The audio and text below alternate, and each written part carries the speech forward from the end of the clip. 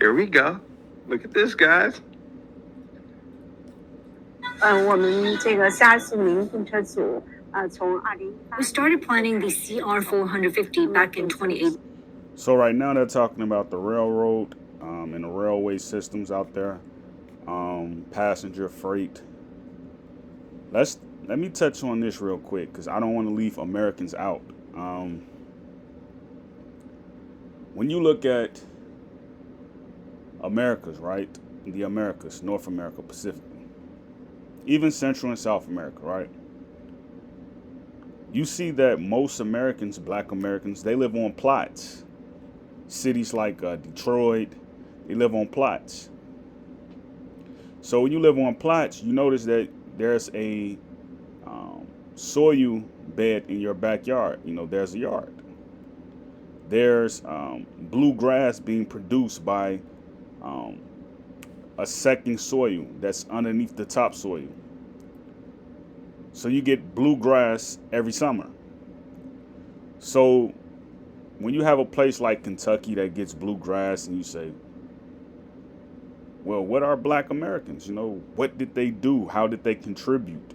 You go back 100 years, 150 years, 200 years, you would see that they were laborers and farmers. So if they were laborers and farmers, this explains the fact that, you know, you have a harvest in your backyard, you know, whether you're producing leaves, whether you're producing weeds, whether you're producing pests, insects. This lets you know that the people who were there, you know, the prior generation, they were producing things in those areas. Black Americans, they were farmers. Chinese, they were farmers. So you see this push for everybody has to go modern. You know, there has to be modernization. Well, don't be so fast to, you know, hang that hat up and, you know, kind of go with the other suit. Don't be so fast to do that. If technology is going to advance, there has to be some remnants of the culture from the previous generation left. So while there's, you know, this push for affordable housing and to put low-income blacks into areas where there are not plots, there has to be an semblance before this transition is made where some people are going to be able to keep their plots. You know, like people who are in their 60s, such as myself, who I'm in the 30s, in my 30s, people who are in their 50s, 70s, you know, people still have gardens. You know, like every summer, right, on my fence, right, it produces honeysuckle plants. This is of Japanese origin. And they grow on the fence every summer.